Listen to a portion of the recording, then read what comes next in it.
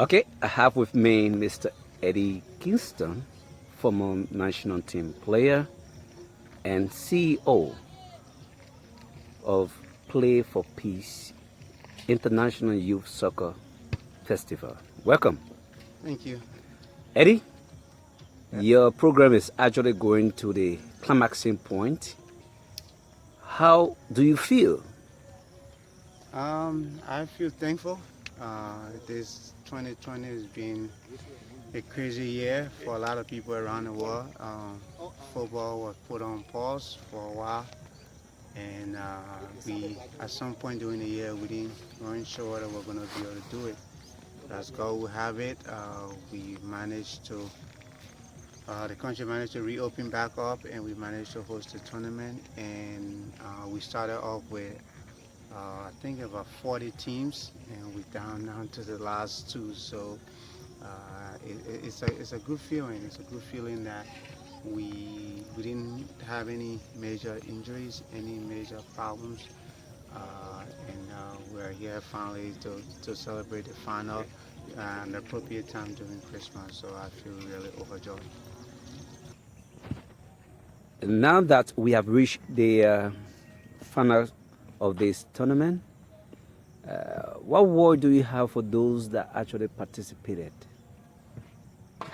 First of all, I want to say thank you to everybody. The essence of the tournament is not for the reward or the cash prize that we give, even though that is a motivation for them. But the main important thing is to promote education and to promote peace. When we say peace, peace, we're not referring to peace as the absence of war. We're referring to peace as creating a safe space for young people to engage in sporting activities and to learn. So that's the whole essence of Play for Peace. So I'm grateful to all 30, 38 teams and about 500 kids who participated, and all the coaches as well, and the referees. And so now that we are seeing this pitch, it seems like this pitch going to host the grand final. Yeah, absolutely. We put in a lot of work on this pitch. It's a newly constructed pitch. Um, our goal is to eventually grass it, turf it. But for the for the purpose of the final, we'll play as is. We're also installing lights. Right now, the lights will be on hopefully by tonight, and it will host the first ever Play for Peace finals under the fall lights. So that's an exciting thing to look forward to. It's been tough along the way. Can you actually bring us to speed about those challenges you face? Well, the challenges mainly being financial. I have to be honest with you. It hasn't been easy. Week in and week out, we had to make it happen. We had to carry on. We had to pay for fields. We had to pay for referees. Sometimes we had to help teams that couldn't make their way to the game with transportation. But we found a way to make it work because at the end of the day, we believe in what we're doing. And so we dug in deep, a lot of personal funds, some funds from some friends and some family members help out. So yeah, we rose to the challenge. You know, we started this 2 years ago. We expressed our vision and what we wanted to, how far we wanted to carry it, and the league has grown in leaps and bounds around the country. We play at 4 different venues every weekend and simultaneously, and that's not an easy thing to do. But I want to say big thank you to Mr. Richard Watkins.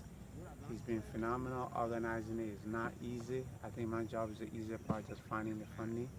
But the logistics on the ground, coordinating, organizing, that's the hard part. And people on the ground have been doing a phenomenal job.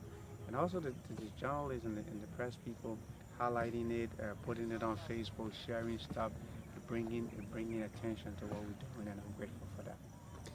Another thing comes to mind about your own vision about this Play for Peace. Are you anticipating, like one day we have an academy name is star Eddie Kingston?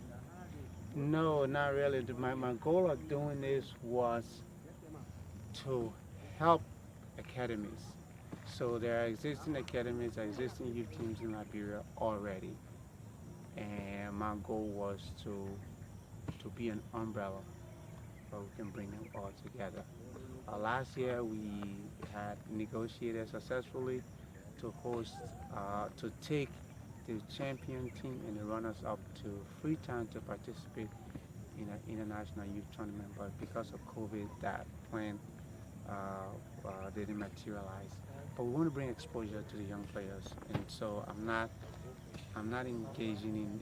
I don't want to be just another academy. I want to be more of an umbrella to all the academies and bring them together under one big So, tent. is plan stay in place now that COVID-19 actually disrupted the first edition championship? I mean, the champions from the first edition, that is the travel right to Sierra Leone. Yeah, we will reward them. We promised to reward them. The initial plan on the table was in 2020, early 2020, we were supposed to do Freetown, and 2021, the 2020 champions would come here to Liberia. So we are scheduled to host our Sierra counterparts, but because they didn't get to play the host, they didn't get to host us first because of COVID. We have to go back to the negotiation table and rearrange how we're gonna do it. But we do anticipate that we will probably have four teams. The 2019 winners traveling to Freetown or posting their Sierra Leonean counterparts here, and then the 2020 at some point during the year as well. So the logistics is still in the works, but they will definitely represent Liberia in the Amana River International. Okay, we now have two teams now going to the grand finals. That is Found for Life, Found for Life Academy, and that of Joba Academy. They are now through to the finals. Now the final will take place on Saturday, at which time we have other plans, perhaps preparation, other games going to be played ahead of the finals. Yeah, we true to what we're saying in our broader vision of promoting sports in Liberia and promoting football, particularly in Liberia, is not limited to just U15 football. So what we're doing is we're gonna make it a little bit more all inclusive. We're gonna include girls exhibition game, Ambassador girls versus Morovia Football Academy girls. I think it will be an exciting time, to showcase some of our female talent here. And then the highlight of the day will be the Joshua 11. They're not playing under that banner, Joshua 11, but all of the players who are part of that setup, they will be here for an exhibition against the coaches. And that, I think that would be the highlight for people in this community to see up and close. The people that pioneer Liberian football to the level of where we reach in the height of our football in the early 2000s. So we're going to be having the likes of former North Star captain Kevin Sigwe, Oliver McCall, Thomas Kojo, George Giblo, Fala Johnson, Isaac Tono, Sunday Sear, and a few others. It's going to be an exciting time, and I hope that people in the community really come out and support it and enjoy good football. So, any final word, Mr. Kingston? I am thankful. I'm thankful to be home. Every time I come back to Liberia, I shed a tear because this is my home, and they say home is where your heart is. And my heart is there always, no matter how far I go. I never forget where I came from, and that's why I'm back. Fresh ball for the really. Now, this field will definitely host the grand final of the 2020 edition of the Play for Peace International Youth Soccer Tournament.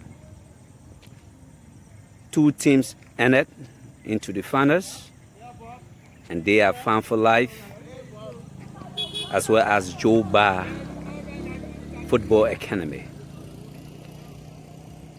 Also, for Saturday activities.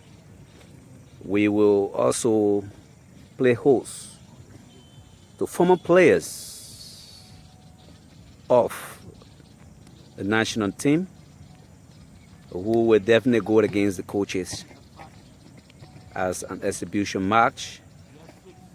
And a female soccer will also be played, and they will have Ambassador FC, and they will be taking the Morovia Football Academy female team. And this is going to be a good initiative. There's a unit established field, and this field will host a lighting system, and this field will host an artificial turf. And this is a way that Eddie Kingston is trying to give back to Mama Liberia through sports. This is indeed a very great initiative.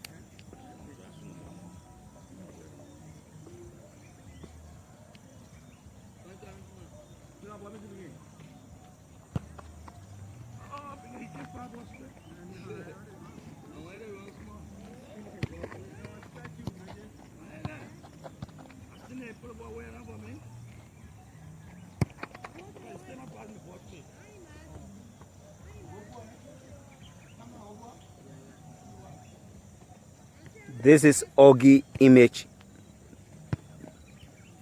Liberia, and we are here in Burrowville to show you great highlights of what's happening in this part of Liberia.